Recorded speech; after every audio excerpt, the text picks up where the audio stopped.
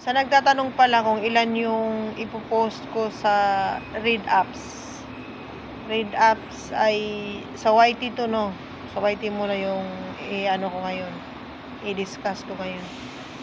Sa YT, isa sa umaga at saka isa sa gabi bago ako matulog. Kailangan may naka-prepare ka na video pang ano mo, kasi minsan hindi nga natin maiwasan, nakakatamad o minsan nakakalimutan natin. Pwede kang mag-alarm, tapos lagyan mo ng note yung alarm mo na magpo-post ka sa YT, ganyan, para di mo makalimutan. Ano lang, sa long form, kahit ilang minuto yung ano mo, basta wag lang yung 60 pababa, kasi pag 60 pababa yung 60 minutes pababa yung 60 seconds yung video na i-upload mo sa long form dun sa YT, mapupunta siya sa short form. Sa short form siya mapupunta, mapupunta siya dun.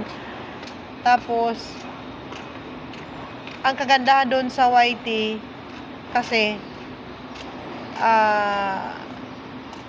habang, di ba, in-upload mo na, nag-upload na, tapos panoorin mo ng, kasi gano'n, sa akin lang to, na sa experience, kasi pinapanood ko ng 3 beses bago ko siya bitawan.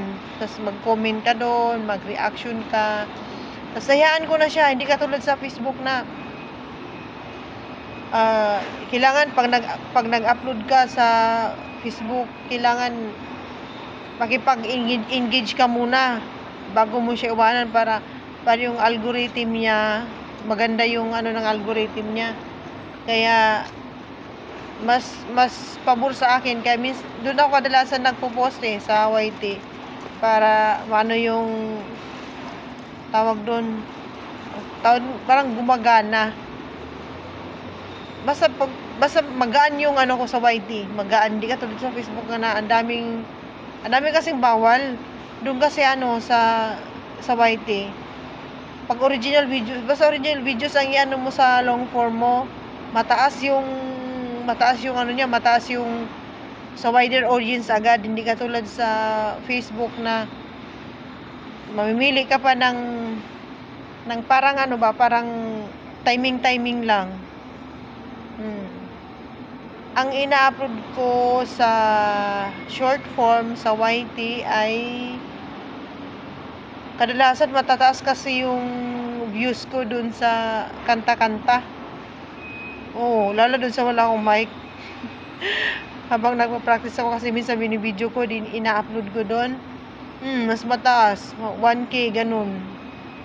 Sa ano lang yun, sa ilang araw pa lang yun. Hindi katulad dati na naghahanap pa ako ng kung ano yung i-content ko doon, kasi parang ano kaya yung ano, mahirap yatang mamili ng iaano ko doon. Tapos hanggang sa yun na lang, sinubukan ko. O mas ano pala doon sa short form, kasi sa short form sa YT hanggang 60 seconds lang. Pag tumaas yung ano mo doon, lumampas ng 60 seconds, na-copyright na, nakalagay mo doon. Di katulad sa long form sa YT, tuloy-tuloy, kahit ilang minuto pa yung ano mo dyan, ilang minuto yung i-upload mo, walang ano, basta ganun lang. Sa ano naman, sa